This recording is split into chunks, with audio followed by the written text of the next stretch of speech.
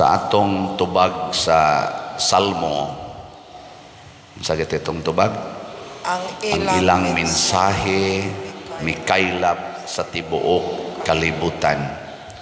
Ang gipasabot ani ang mensahe ni Kristo ug ang mensahe sa mga apostoles. Gikan atong gamay kaing pundok, mga pobre kasagaran ug mga makasasala, mga sinalikway sa katilingban, doon na sila'y mensahe nga karon milukop sa tibuok kalibutan. 2,000 years na ang milabay, sige lang gyapong kaylap kining maong mensahe. Ug unsa man kining maong mensahe, matud pas unang pagbasa, ang panaghiusa.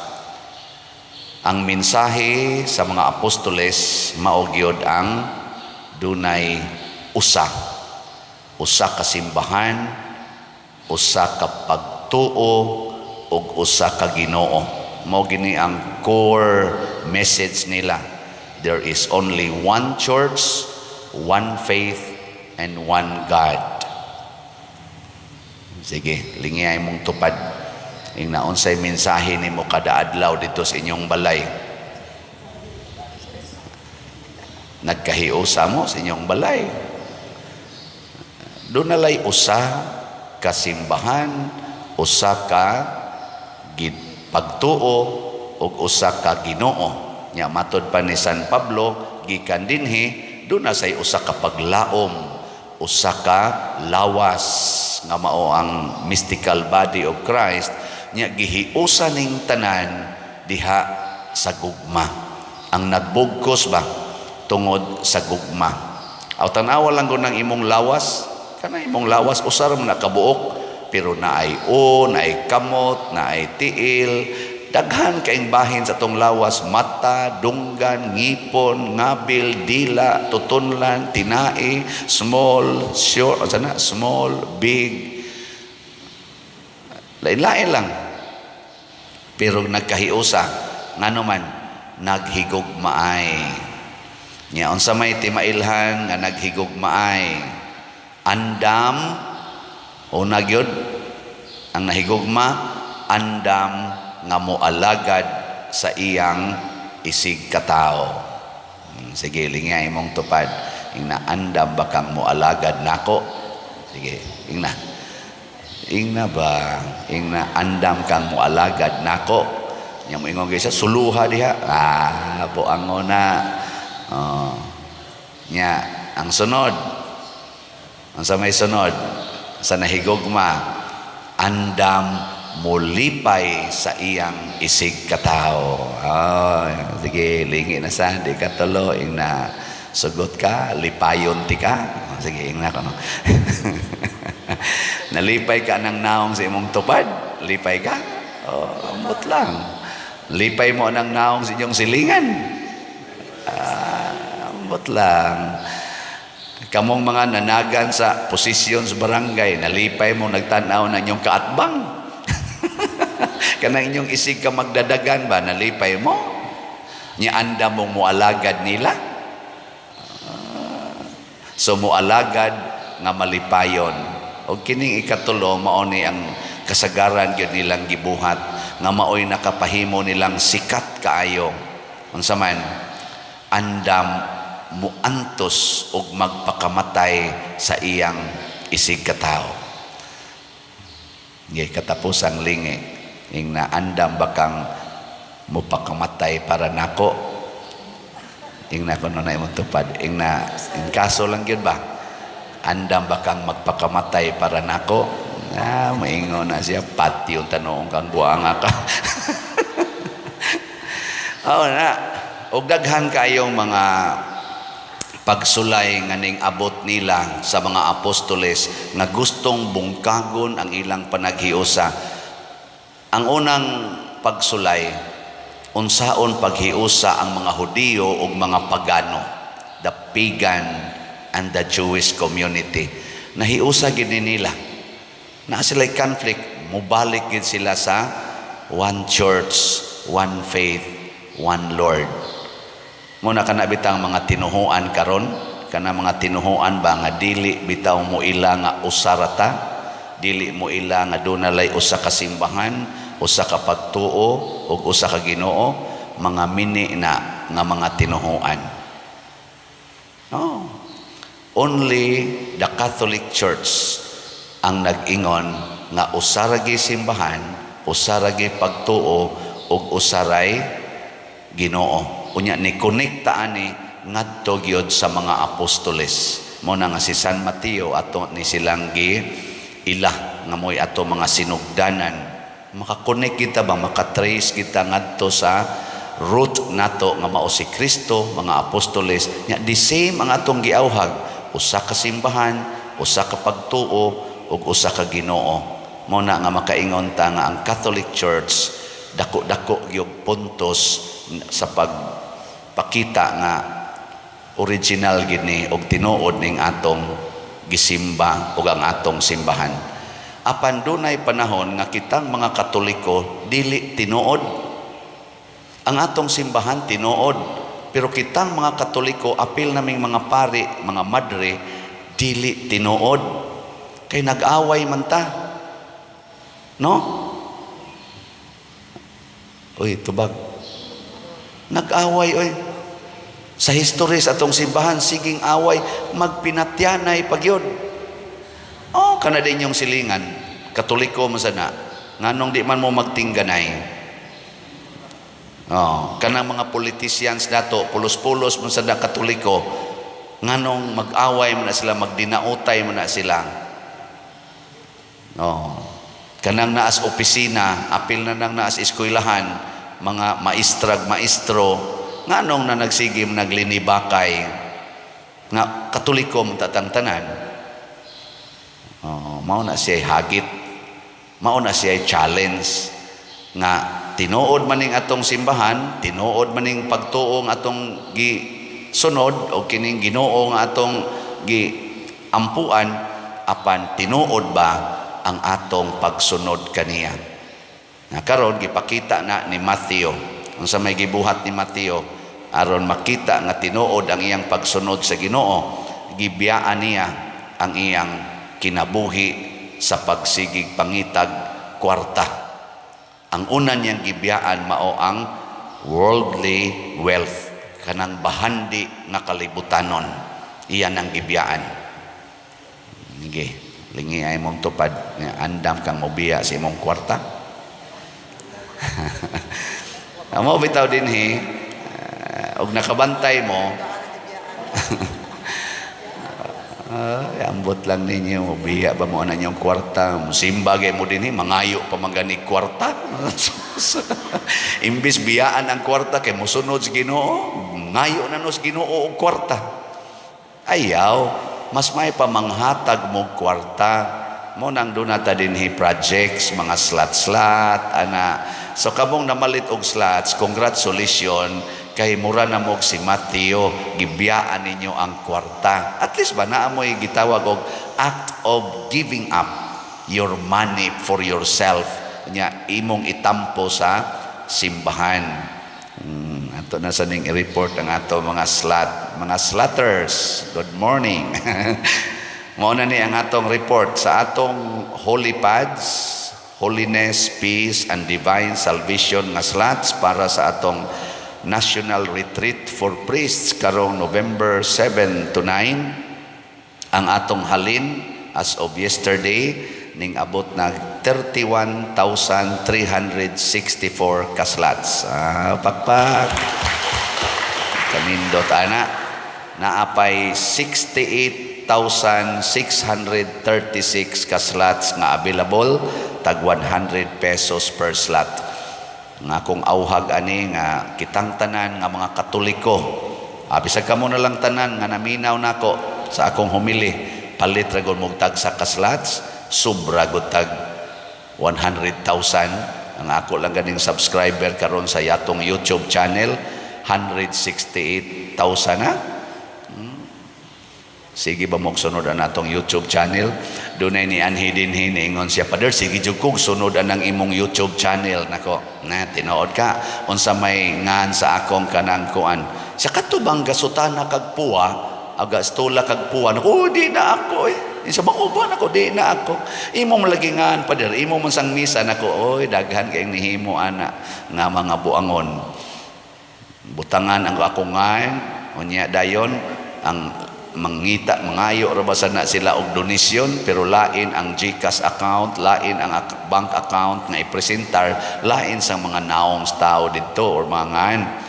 Muna ako siyang gakuan namin din, gatanaw-tanaw namin. So kaning atong YouTube channel, mao ni siya original Padresiano Ubod niya, doon na 168 ka kanini ang subscriber niya. Ang atong contact persons para aning atong mga fundraising dinhi, kanilang gid silang upat mo itawagi: Remedios Ocaba, Bernardo Jacobi, o Nara Laborte, o si Edna Barosa atong sekretary. Kanalay tawag-tawagin ninyo. Or siya no ubod, kanini ang gasulti, siya no man So muna siya, salamat guys na malit og slots. Nya sa ato sang 30 slot challenge, nga tag 3,000 per challenge, nakadawat na pod tag 114 ka 30 slot challenge. Pakpak na sad. Salamat. Sa ato sang investment slots, 140 ka slots nga DSAP or Divine Solution and Prosperity, ang atong gibaligya ani kay 140 ka slots nga tag 500,000 per slot. Doon na tayo mga pledges nga nadawat as of yesterday.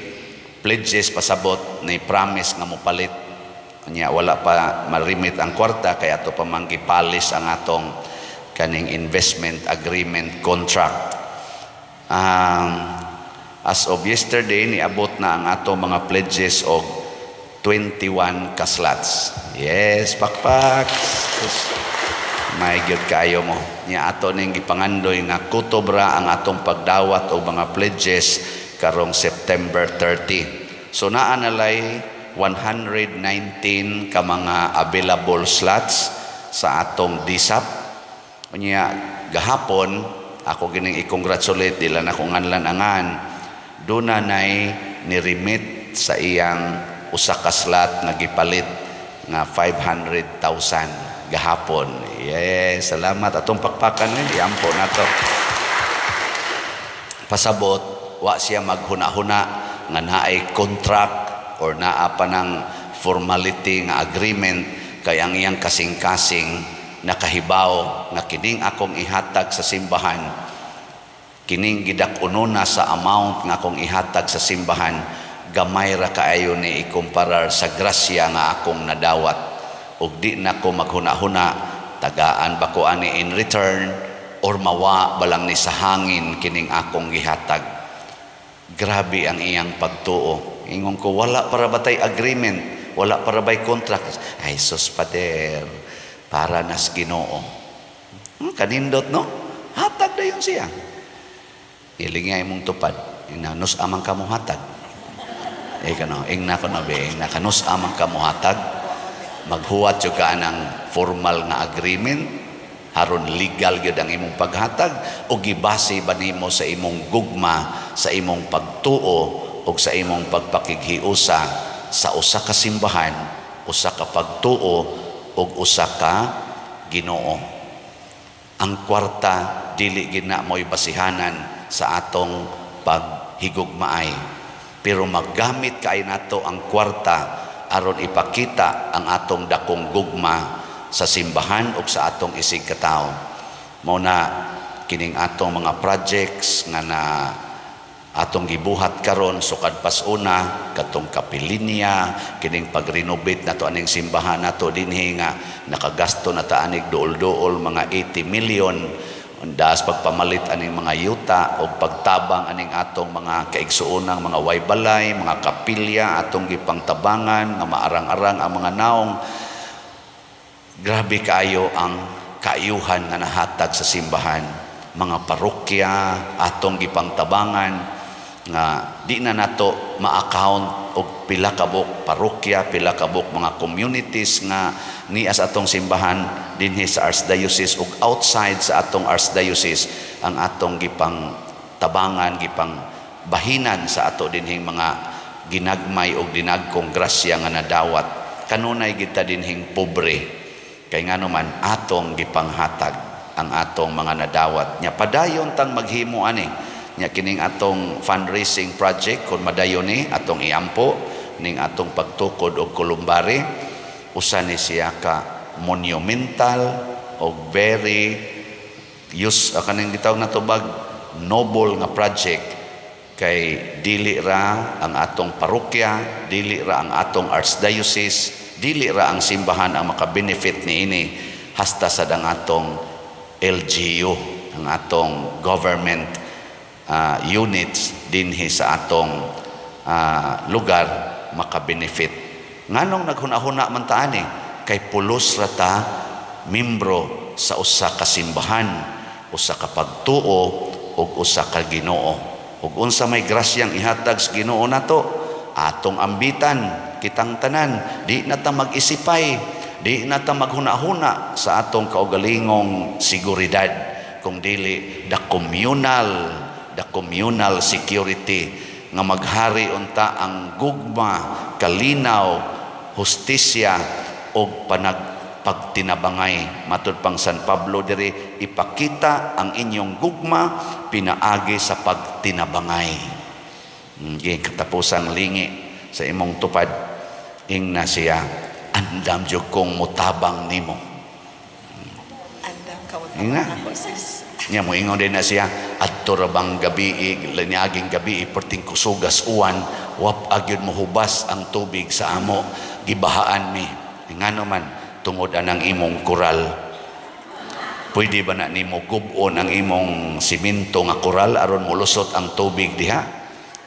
Kana kamong mga nagkoral anang inyong balay og simento or inyong yuta nga mo hinungdan nga di na kaagi ang tubig ning linaw na dito sa inyong silingan gub-an na ninyo karon aron ikasunod adlaw anha na sang tubig sa inyo maglinaw.